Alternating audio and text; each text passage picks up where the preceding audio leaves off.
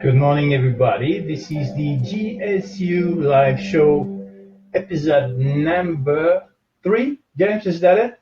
That's right. Feels like it's a lot more, but that's just because I've been doing so many lives in the JSU program that it feels like I've done 30. But this is 3 for the promotional stuff we're doing, and we're going through a bunch of tips, tricks. I went through the conversion matrix last week, talking about how to create a buyer's journey.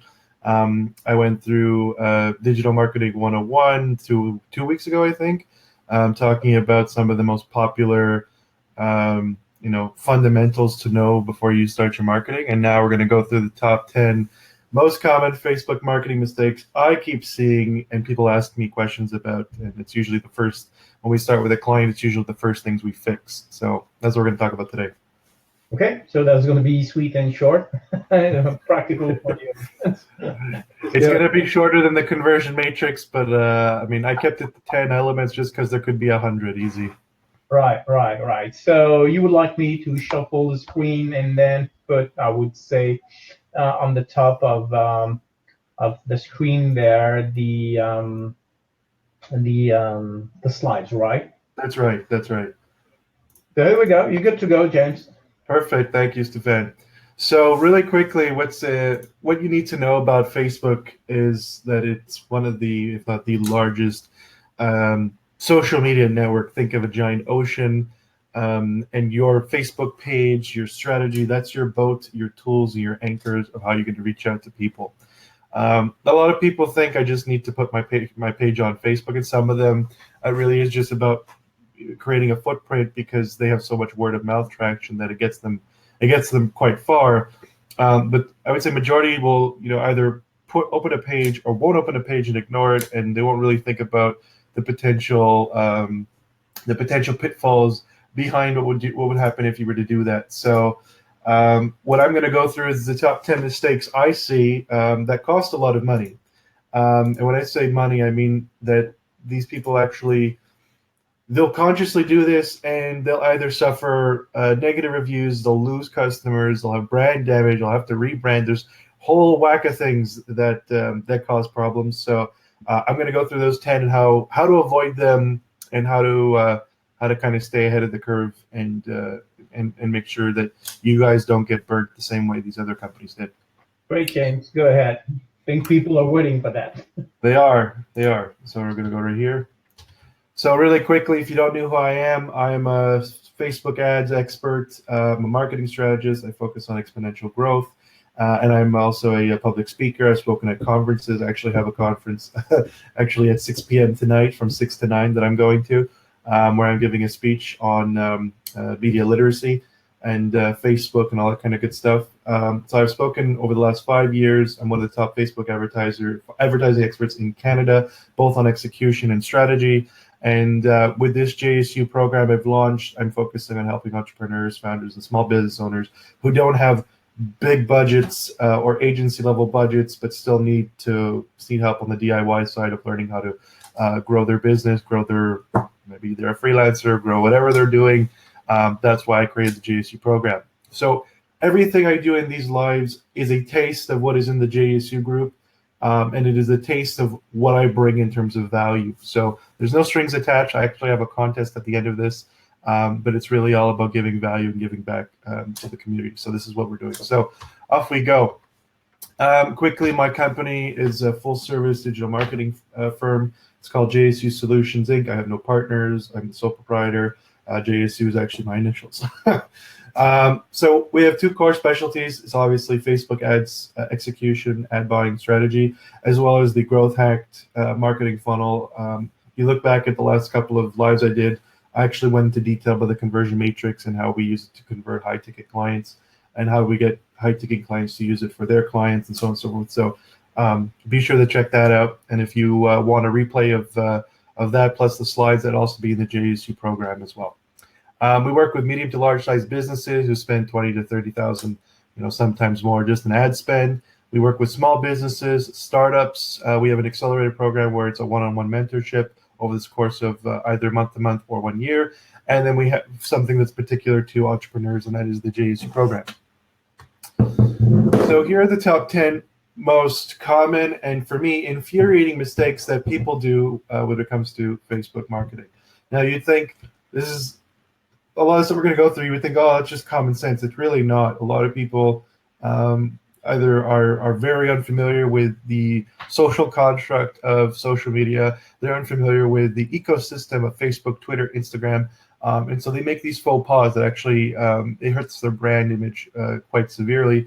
And then they kind of have to figure out how to fix it. I'll give you one quick anecdote of this being the case.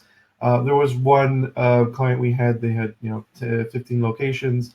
One of those locations actually just opened up a Facebook page and did nothing with it, and they actually created a lot of bad rep in person. So that stigma attached to that location carried on to social, and people were giving quite a bit of negative feedback, and the page wasn't answering anything. The page didn't do anything. Nobody was moderating. Nobody was actually taking action to remedy the situation. When we ran ads to that location, to like a surrounding area, just based on of negative reviews and reputation alone, this account did poorly in terms of ad performance. Their ads cost about 60% more just in terms of the cost per acquisition, because people were already distrusting of these guys before they did anything. This was probably the first ad campaign they ever did in comparison to the other locations. So that just goes to show how powerful negative feedback and how powerful social is, even when you're paying to advertise. It's not just about giving Facebook money or giving the platform money, whether it's Twitter, LinkedIn, Instagram. It's also about what do people think about you and how does that relate to the kind of strategy you're going with. There's a psychological element in the whole landscape. So number one, I really hate this. I call it the call me. I was looking for another GIF where it's Peter Griffin and he's just like on top of the Hollywood Boulevard sign, and he's just shooting business cards, and he's saying call me, call me, call me. I see a lot of people who run Facebook groups, and they have 200 to 300 members, and they're really pompous in the way that they claim to bring value. They'll say I'm so and so, and I do this and I do that, and I think you should do this, and I think you should do that. And if you want to work with me, you can only work if you do this, this, and this, and call me and I will help you. Or you have another scenario where people will go into any amount of Facebook groups. Like I have like a list of like do's and don'ts, and of the amount of people that jump in and they just say, I do this, I offer this service, and this is the price. Call me for a quote right away. This is in a group of, let's say, 40,000 members, or this is on a page of 50 likes or 100 or 1,000. This actually does very poorly. The only way I've seen this do well is if you have an influencer who's already established their name and they have like a private mastermind or something, and there's already an anticipation and a wait list to get in and to work with this person. That is the only time where I've seen a call me that actually converts well and makes sense. But in the case of in case of like this example I was giving, where these people just go in and just pitch themselves but with no value, you have to ask yourself, why would people even call you? What's the value there? What's the purpose? What's the reason and the logic behind doing that action, and what are you going to get out of it? There's a good chance that nothing will happen, and you'll actually look kind of desperate. And if you look desperate, then people start to wonder, well, why would I hire someone who can't get business? Is there something wrong with their business? Is there something wrong with what they're doing? I don't know if I want to be the first one on the bandwagon to give them a shot if they already don't have a qualified, list of clients or something. So by doing call me, maybe it's your business development tactic, which maybe really needs an upgrade, but it also poorly positions you and it makes you look vulnerable. And a lot of people gravitate away from this, whether they'll tell you that to your face or not. It's a fact. Like they look at you and they're like, well, I'm not sure if I'm going to jump on board, work with this guy just because he's saying call me. It also it parallels and lines up with a particular type of group of people that have been known to scam people, scam artists. If you do this and that, they'll give you 100 SIM cards and all this stuff. It's very shady and sketchy, and it's not really a best practice anymore. So I would be very, very, very wary of the call me. Try to avoid that. Try to think about giving value first, and then how in that value you're giving, how can you magnify that into actually something that'll tie to your brand. So I was just giving this example to a friend of mine who was in insurance, and I was saying, well, why don't you just stop thinking about insurance and think about what does your customer want? Why would they call you? What's their pain point? What are they going through? What do they need? Create content around that, and then serve it to them, and then ask them in the ebook or in the video or in the white paper or whatever. Point 8, point 9, or point 10. That's about you and how you can help them achieve one of the 5 pain points or 10 pain points you're talking about, or how to remedy them. That's really important. So think about value. Think about why the heck would they call you, and think about the positioning it puts you in when you just kind of do a call me example. The next one is my favorite. It's I see this a lot with authors and artists, and I call it the follow you, follow me, or follow me, I follow you. Also known as a like ladder. So essentially, people go into these massive groups. They will share their page and say, "Hey, let's grow each other's pages. If I like you, you like me. It's going to be good." But the thing is that there is no end game here. You're focusing on a vanity metric that doesn't actually help you. People, I would say 5 years ago, if you had 10,000 likes as an author, 10,000 likes as someone, that would actually carry a bit more weight. Now, the thing that is really important is engagement. So we question how many likes do you really need to be successful? My page has like 800 likes on Facebook, and I'm one of the top Facebook experts in Canada.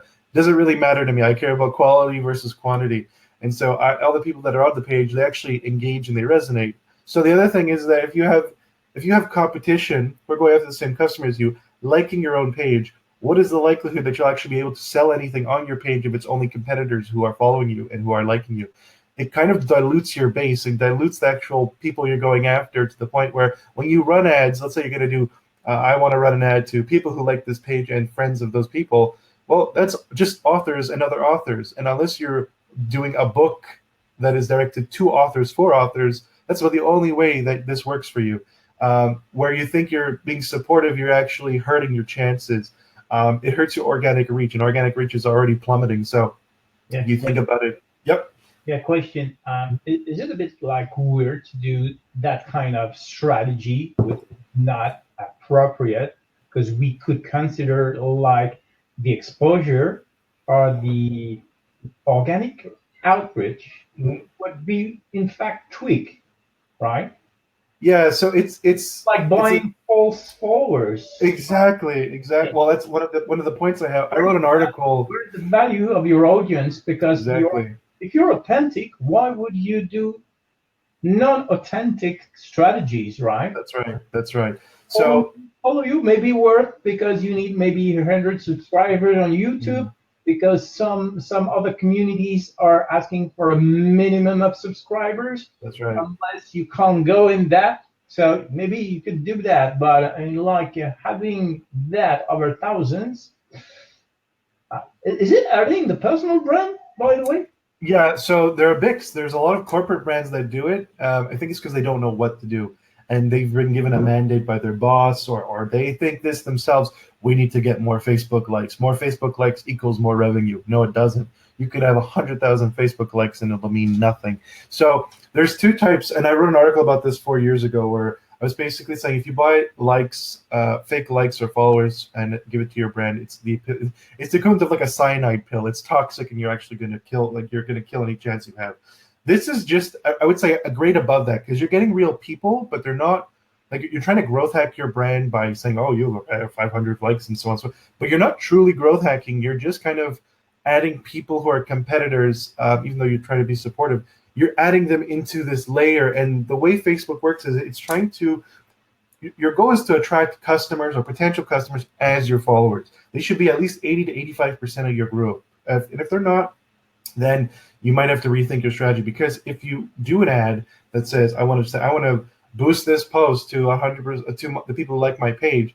If those people aren't customers, that's like a wasted revenue opportunity. Now you're just generating reach, and you're generating impressions for no reason. That will not yield sales unless you literally have a kind of like a book buying chain where every author buys one book and so on and so forth. But again, that is not measurable. That's just you kind of going and being in this small circle of friends that's not really your customer. They might not even be a fan of your book. They might not even read your book, right? And this just doesn't apply to authors. It's just one of the niches that I see. I kind of see this happen the most. I've seen restaurants do this. I've seen, like, they have these giant conferences. Oh, I like your page. You like my page. Yeah. Oh, if we all like each other's pages, we'll have 800 likes. Well, that doesn't mean anything. That actually is very poor etiquette. Sure, like a couple, but if the majority of your page volume is competitors or friends, then you're not really growing your page properly. And then you have to question, is it quality or quantity you're after? And if the answer is anything but quality, then you really need to rethink your strategy. So you just have to ask yourself, what's the end game? And is this just really a bad idea? If you're focusing on a vanity metric, even Facebook with the whole algorithm change to focus on people and engagement. If you're not focusing on engagement, you're not focusing on the people side of things, this will actually it'll hurt your chances of being successful. And the last thing I would say is, like I was saying before with authors, it may seem like you're supporting each other, but you're actually diluting. So a work around this is, let's say one author page has 800 likes, but those are 800 readers. And another author has 850 likes, and those are 850 readers. You can work out a partnership that says, I will promote you on my page and suggest you check out your book if you do the same thing for me. The reason why this is good is because that's 1,600 readers that could potentially buy your book. That's where cross-promotion makes sense. But cross-promotion where it's this basically one head talking to the other, that actually is not very effective. So cross branding or cross posting equals to, for example, my audience following me would find all Facebook expertise towards your content and quality videos, assets to downloads, all the visuals that are showing metrics and giving a guidance to the people. That would be the case. And then, for example, if people would need some innovative solution, cloud-based, to get organized, to get your Facebook ads run, that would be crowd posting, and that would be a win-win situation. That's right. All right. So you have to think, where's the source of traffic coming from, and who are those people? So if the source is always a potential customer, or there's enough volume there that there's a potential customer, then you just have to think of, what's the pathway, what's the mode of transportation to get them.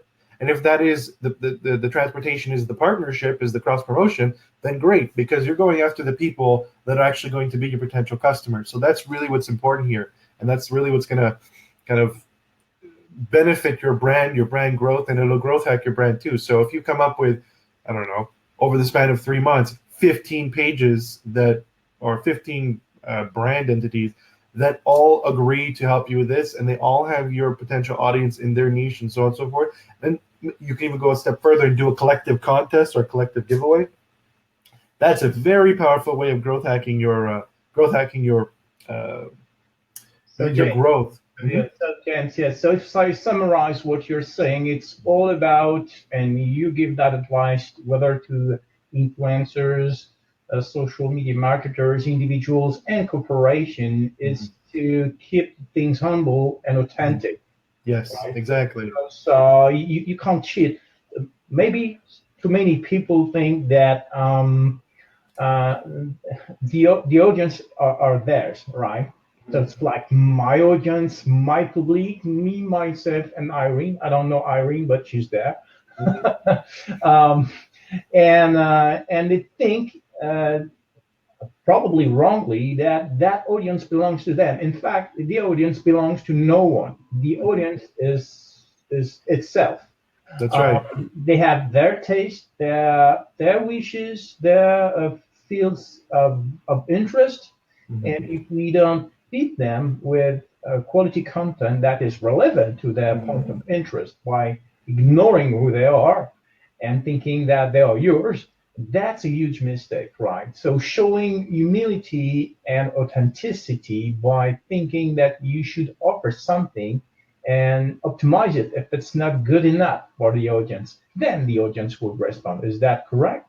That's right. So I actually have one slide that talks about negative feedback and how to respond to that. I remember one example, I think it was 4 or 5 years ago when I was first starting. There was this one restaurant in Ontario, I think. They they had this one customer who was really unhappy, left a negative review, and then unliked their page, and had three of their friends unlike the page as well. And the owner of the restaurant went on to Facebook and went on a rant saying how you have no right and blah blah blah blah, and that he completely missed the boat in terms of why people like a page, what makes a page successful, and what's going to bring him more customers. And because he went on this rant, it made him look really foolish, and he lost, I would say, maybe another 50 people because of his reaction. So being humble is really important. And not only that, but you also have to think about everything as an opportunity. If you start thinking about, okay, if I have five friends and these five friends have networks like this, think about the opportunity there. Do a collective contest, do a collective giveaway or something like that, so that you all can benefit. If five authors get together and they give away 5 copies of a book, and they communicate to each page, and the only way they can enter is if the people from each page like the respective Facebook pages and share or whatever. You're talking about viral growth marketing that is just leveraging 1 copy of your book and 5 other people that are in the same boat as you that are looking for the same exact type of customers. So it's really about looking for opportunity and handling it properly. The other thing I mentioned is that I wrote an article about fake likes. Um, I've seen a lot of people. I think this has really died down the last 2 years. But once upon a time, it used to be a very common place to jump onto Fiverr, hire someone, and they would basically send 10 or 15 or 20,000 Facebook likes overnight. The thing is that this causes irreversible brand damage. Facebook is kind of locked in with people that are generating fake likes. I know Instagram has done this, and they've been really aggressive with chopping down fake accounts, fake bots. I know Justin Bieber, and I think it was a couple other politicians. In overnight, they just kind of deleted the accounts that followed Justin Bieber and so on and so forth, and their audience size went down by a third, which freaked people out. And because that happened, their audience unfollowed. Full follower on Twitter. Exactly. The same thing on Twitter. Exactly. It probably is probably not aware. I haven't been aware of that, because actually in some countries you can buy, they call that click farms or follower farms, because for $250 you can buy like maybe 1 million followers. That's right. It's cheap, but again, it focuses on vanity metric, and it actually doesn't help you. Everybody thinks, oh, I just need 100,000 people to give the impression that I'm big and that I'm successful.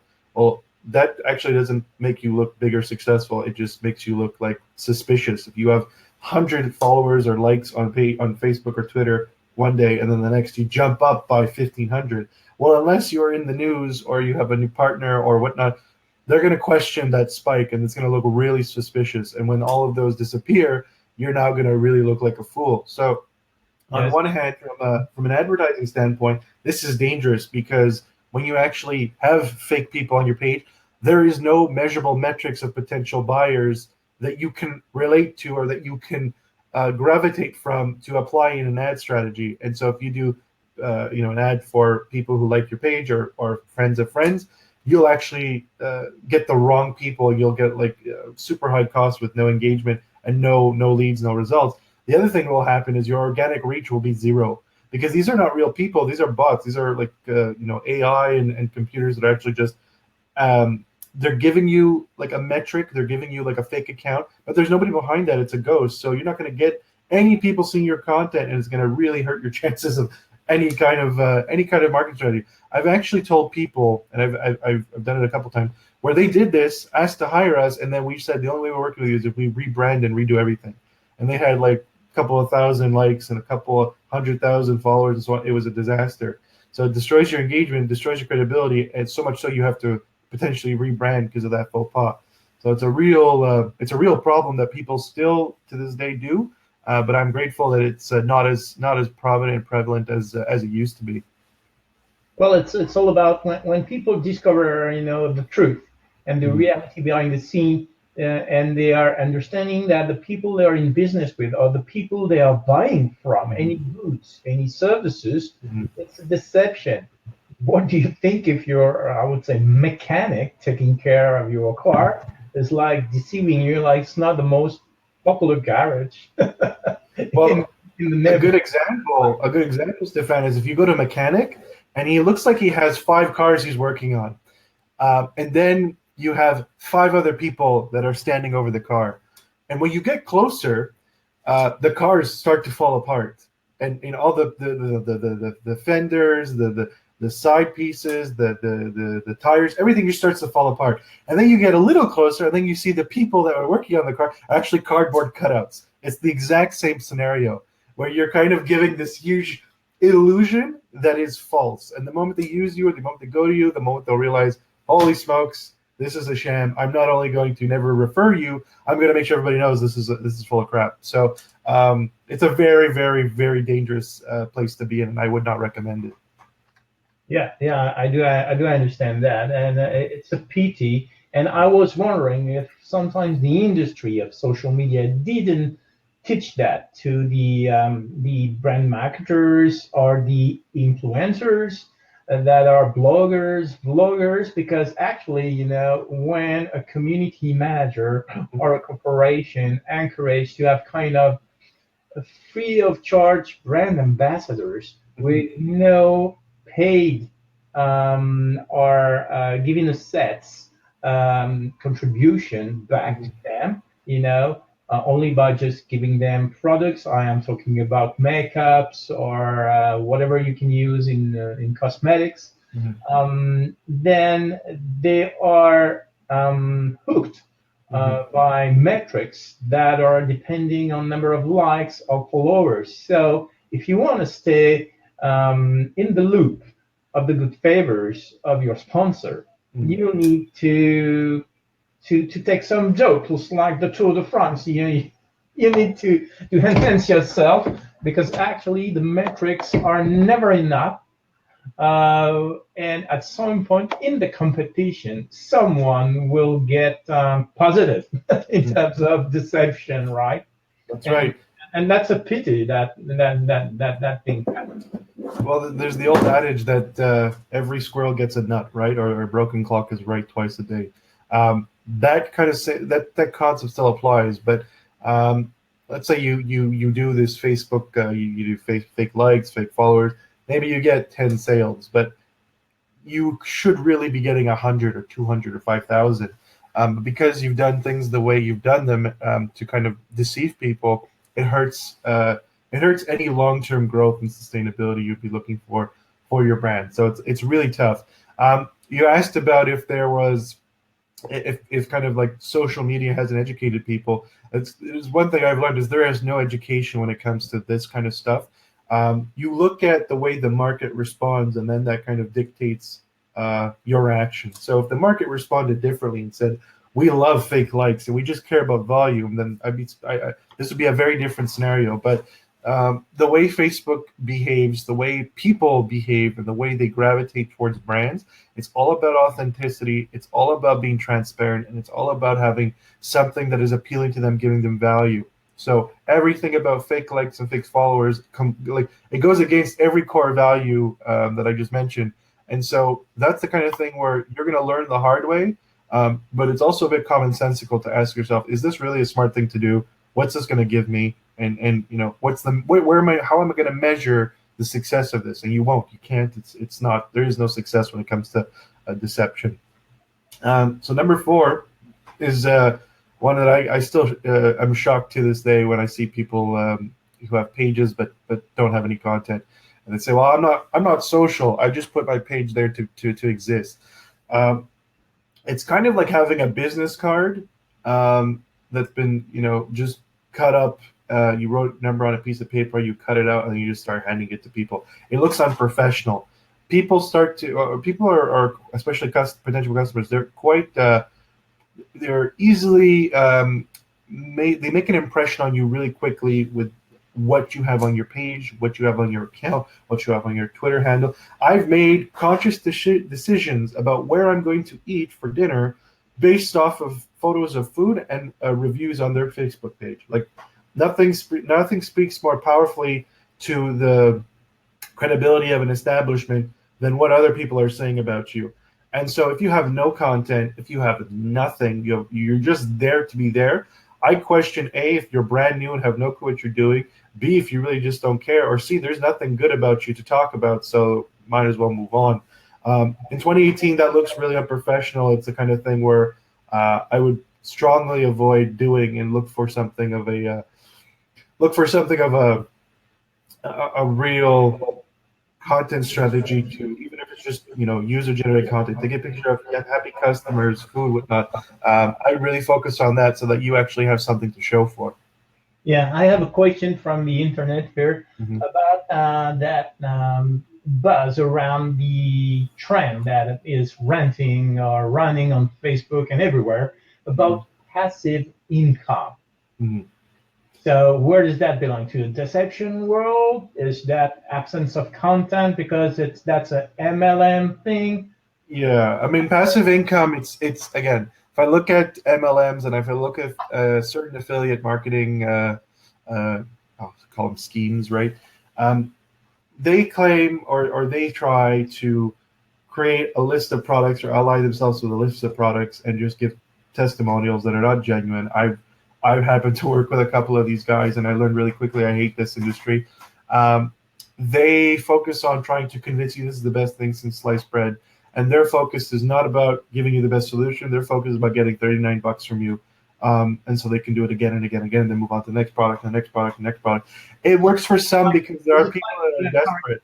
Sorry to interrupt. It's like more or less um, a click funnel on steroid to make some pressurized sales on you, like if they're everywhere in your face, and or Mm-hmm. they are even pressurizing your friends to Mm-hmm. influence you. So, okay, click that. It's $9.99, and you would get $1,000 by the end of the month, like everyone. And the only content. This is why I was referring that to I am not into social. It's the only content you have is that, and Sell. they're fake That's right. bank accounts That's right. statement, right? Then Yeah. sometimes it's ridiculous because people are so proud. You know what? This week I made $14. Yeah. It's tricky because a lot of people I've seen them do the same thing. They'll say, oh, get passive income by clicking this link, and I'll show you how to do it, and it's a $10,000 course. And what they did was they just did a video where they withdraw every dollar they had in their account.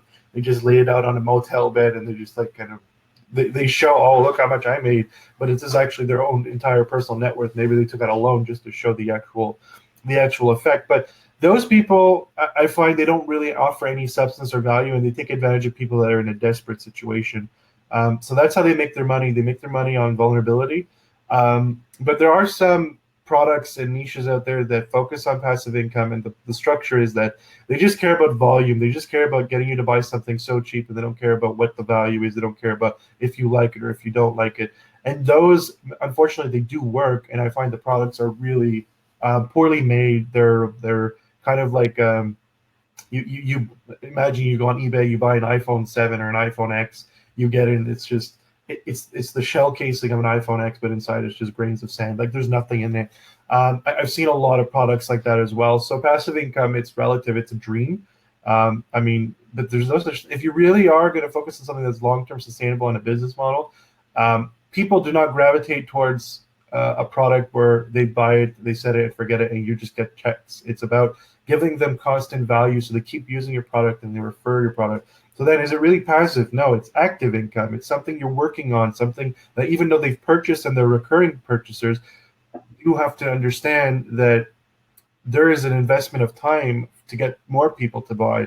And that for me is not just, it's not passive. It's really about being an active, engaged brand with your customer. It's like if you were buying a piece of bread, at a bakery, but actually there will be no baker. The bread just appears here on the It's true. counter. It's Like true. there's someone wakes up at 4 a.m. in the morning and do. Slippery slope, and you have to be really aware of what's out there because, like I said, people take advantage of people who are vulnerable.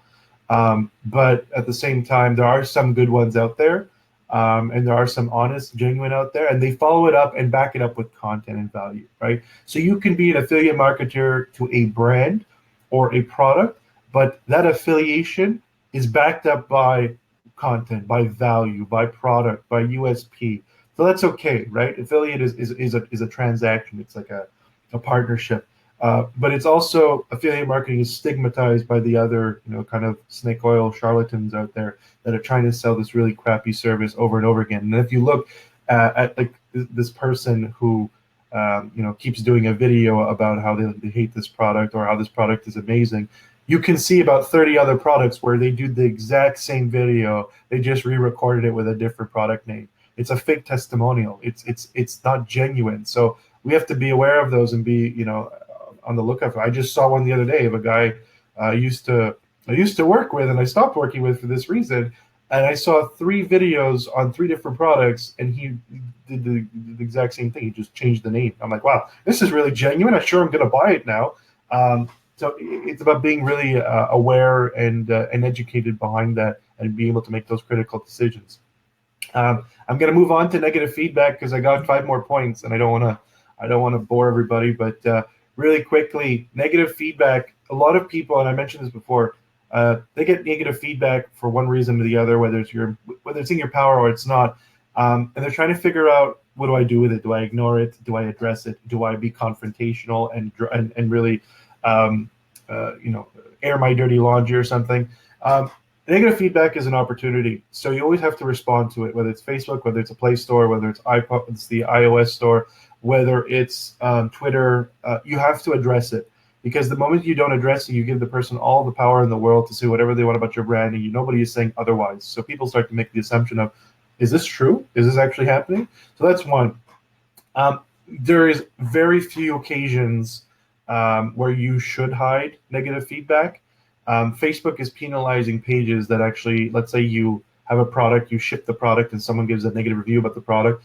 They'll actually penalize your ads, and they'll say, we're going to wait for you to actually address the negative feedback and the negative qualities around your brand before we actually let you advertise like normal again, because they're giving a bad experience to the user base. So it's important now more than ever to really focus on what people are saying and give them value, but also try to address and fix what's happening. And if the people are holding you hostage, or if there's like a real person with malice that they're really trying to hurt your brand, that's a different story. And there are measures around that where Facebook, you can report comments, you can report feedback, and they're pretty good about that. I know there was one brand who I spoke with the founder 2 weeks ago. Someone wasn't happy with a product, but it had nothing to do with the brand. They actually were never a customer, and someone said something that just upset him, and so this person got 50 of her friends, and they just bombarding it with negative feedback, but they were never a customer.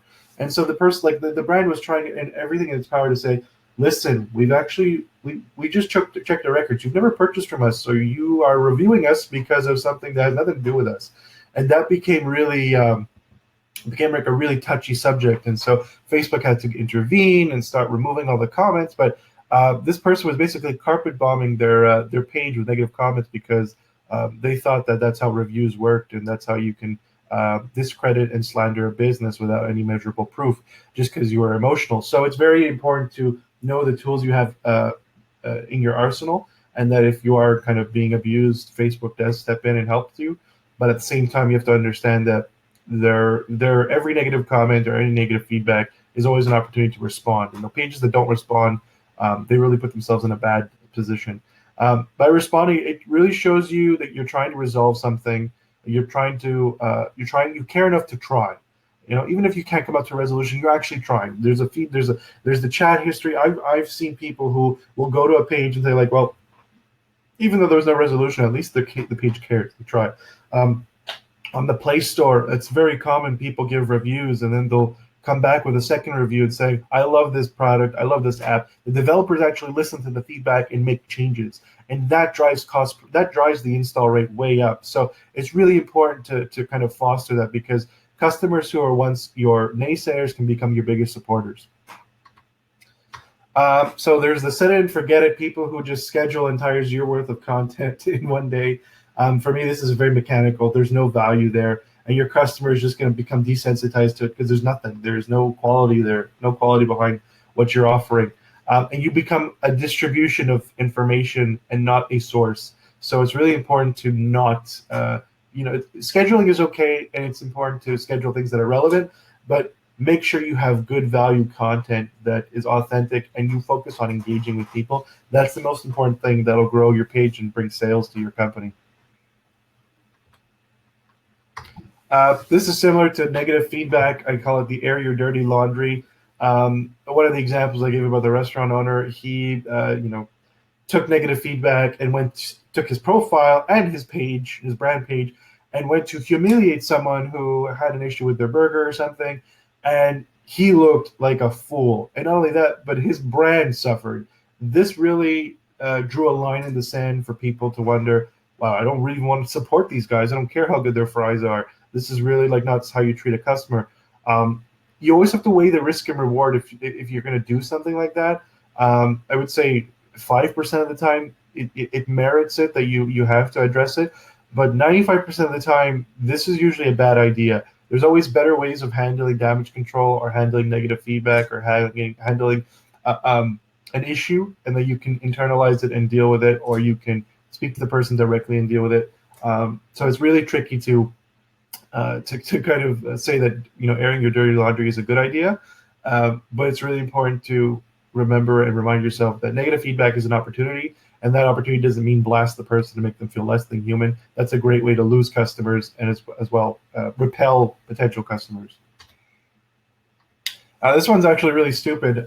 You'd think that grammar would be something we're all kind of taking for granted, saying, well, of course, grammar, like, of course I'm going to spell things correctly. And you'd be surprised how many times I see published ads that people are paying for where there are grammar mistakes. I've seen institutions, schools, universities do this. And I'm like, what, are you insane? Like, how hard is it to get a Grammarly subscription? Or how hard is it to get a proofreader? Or how hard is it to copy paste this and tell where to do spell check? There's no excuse for grammar mistakes, and especially if people are like the grammar police, they'll just jump in and butcher you. It hurts your credibility. It shows that you don't pay attention.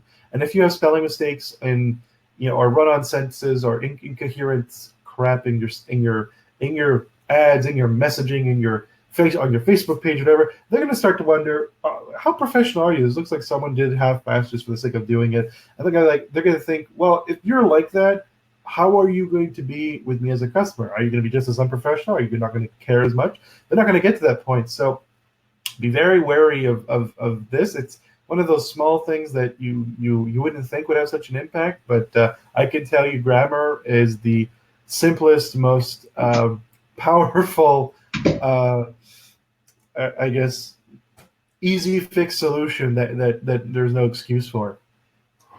Again, should we advocate people to use Grammarly? I mean, I don't see why not. Grammarly is like an amazing tool. It has a Chrome extension plugin, and it's like, in my opinion, dirt cheap for what it is. It actually scans your content. Actually, it's free. I mean, I'm an agency, so I have the paid subscription to it. But even if it's free, I don't see a reason not to use it. It's so accessible. It scans your content and it'll say, hey, you should change this, or hey, the sentence structure doesn't really make sense, or hey, you're using a different language here. Would you maybe want to think about putting back to English? Thanks. I strongly recommend checking out Grammarly because it's just so much better than not going at all. It's kind of like going Freebird, and it's the worst thing you can do. The team on MybeBeeTV just inserted the link and the comment in the live show for Grammarly free writing assistance. It's free, so that's good. That's a win-win for them because they got publicity for free today. Mm-hmm. Actually, yeah, it's like we always say, we should maybe think twice before pressing the publish button. Yeah. Grammarly is really helpful for that, because if you have doubts, Grammarly doesn't. If you are even writing in kind of bad English, that would be for me. I'm not an Anglophone born with an English mother tongue, so I am sometimes thinking maybe 3 times or 4 times before pressing that. But Grammarly helps me to be more accurate and productive. Absolutely.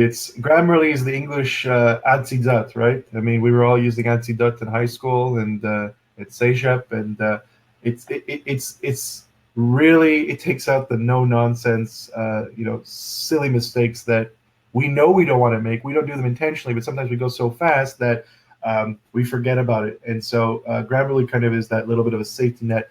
I agree with Ingrid though that you definitely have to reread. I mean, it goes without saying. Um, if you're having spelling mistakes, I'm gonna fire people for constant recurring spelling mistakes and just carelessness. It goes back to reflecting poorly on you, your brand, and your messaging, and your overall attention to detail. And today's day and age, attention to detail is just as much a cliche as customer service. So spelling is really really important.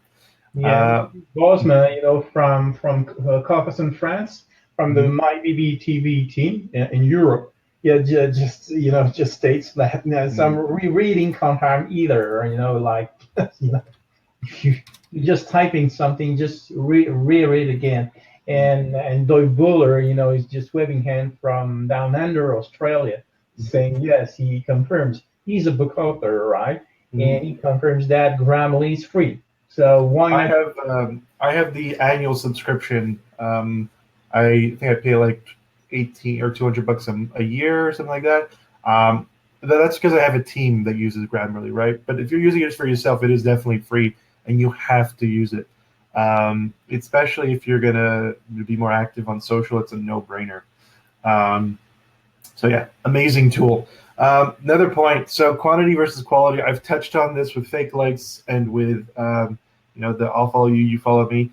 People who are obsessed with likes. So let's say you're running an ad campaign just for page likes, and the mandate is I need to get 10,000 likes, and you'll spend $20,000, 50 cents a like to get there. People don't really question the why, and they don't understand quantity versus quality. Now it's about quality versus quantity.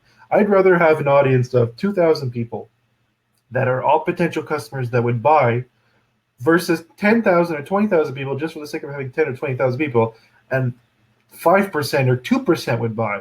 That's not really good. That's not good math. That's not good conversion rates. That's not good at anything. So really, before you start obsessing over a Facebook page size, understand why do you want to be there.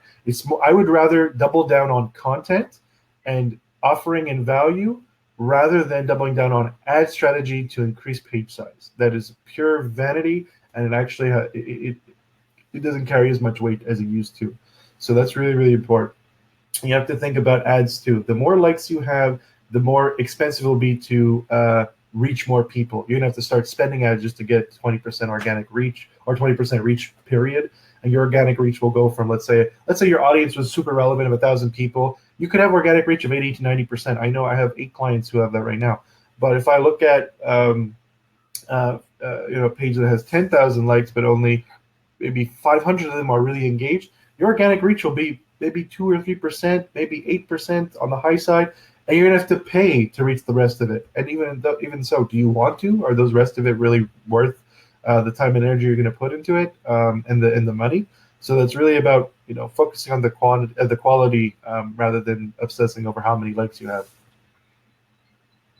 Now, this is my last point, and then I have a giveaway. So there's a lot of people out there, believe it or not, who don't know how to measure. I don't really think they need to measure. They're like, I don't really worry about it. I like to quote Rush Hour and say, "I'm not blind, you blind." It's really, if you don't measure anything, you're really doing yourself a disservice, and you're really not understanding how to improve your brand or how to improve your experience with customers or how to attract new ones. You need a strategy in terms of how to actually understand and analyze what's being done and what's the measurable elements. And I'll give you an example. If I do 15 posts and I look at frequency and I look at how often I'm posting, I then ask myself, okay, what am I measuring for success? Is it just that fact that I posted 15 times? Is it the fact that I posted 15 times, I got 5 followers, likes, got 2 purchases? You have to go deeper. You have to ask yourself, how much reach did one get? How many clicks did the other get? What's the click-through rate? Anything above 1.5% is pretty decent for organic. How many shares did I get? How many comments did I get? Look at the ones that have performed well and don't just rinse repeat. do more of what's doing well, right? This is the conversion matrix from last week all over again. Optimizing your content, measuring, and identify which metrics are important and what's your anchor to success. If you're looking for more reach, comments are really, really important. Facebook is favoring engagement. So if you have people commenting and tagging other friends and so on, your engagement will go up. Your reach, your exposure, and your ability to reach new customers will increase. So it's really important to measure and repeat what is already being successful. And if you don't, it's really it's kind of like a disaster waiting to happen.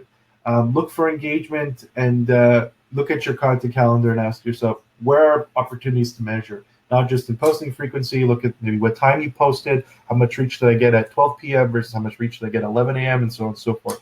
Really, really important. People that don't measure, I find there's no point in doing social if you're not going to actually focus on measuring the response and listening to what people's behavior says. So I have a quick giveaway. I know, fun, right? So we're giving away over $500 worth of goodies in our JSU program. The next slide has the steps on how to enter. And keep in mind, because I had a lot of questions about this, the more you share, tweet, send it through your email list, comment, whatever, the better chances you have to win the giveaway. So do they have to, okay, follow a link, right? Yeah, exactly. So visit grow.jsusolutions.com, JSU-contest, and if you can post that in the chat, Stefan, I would appreciate it. Click on the button, enter to win, and it's on the little video that's playing. You then enter your first name and email, and then you'll get a dialog box that says, "Hey, here's your position. Here's how many ballots you have. And here's how many people will win. Like, share, comment, so on and so forth." And the JSU group, it's really taking elements of this Facebook Live and taking it to the next level. We do trainings, we do one-on-one coaching, we do special guest features, we do tools and templates that we've developed, my agency has developed, that we're giving away in there for free. There's a lot of good stuff that we're building. We have personal, customized, exclusive ebooks, resource files. I just did 2 last night. I'm pouring my entire energy and being into this program to help entrepreneurs, founders, and small business owners grow and bring it to an accessible level for them, so they no longer have to just scour and follow 50 Facebook pages or 30 Twitter accounts and read for 2 years to figure out what they're going to do. It is not nearly as expensive as hiring an expert to do it yourself. It's very much a vibrant community that's growing. Strongly recommend you enter, and I hope you win. If you have any more questions, connect with me. So you have a Facebook page, Twitter handle, Instagram page, LinkedIn, and as well as the website that I think we have showcased here, www.gsusolution.com, reachable in any time. And of course, one thing that we are inviting people to do is to join the group, the GSU program. We have inserted here on the comments the link to the Facebook group. And of course, we'll do the copy paste of the program, the incentive you just offered, for the 500 incentive bonus. And of course, people can take the chance by sharing, and of course, that is going to be monitored, right? That's right. Correct? So that will be all for today. And Kramer agrees with that. I love Kramer. Thanks for passing by. And so that would be all for today for the weekly update with GSU Solution and all the goodies that people can take away with that. And I'm looking forward for the next week, right, James? That's right. We're gonna have more good stuff about Facebook. We'll probably dive into Facebook ads and 5 ways you can use Facebook ads to grow your business. Yeah, and we encourage people to follow JSU Solution page as well as the GSU program, and to add us on Facebook, because if they add us, they will get notification as far as we are updating things. and then they got all the updates right on their messenger, because actually they have notification like every day. That's right. Okay, gents, thank you for being here today, and see you next week. Thanks, Stefan. See you guys next week. Take care. Bye. Bye bye.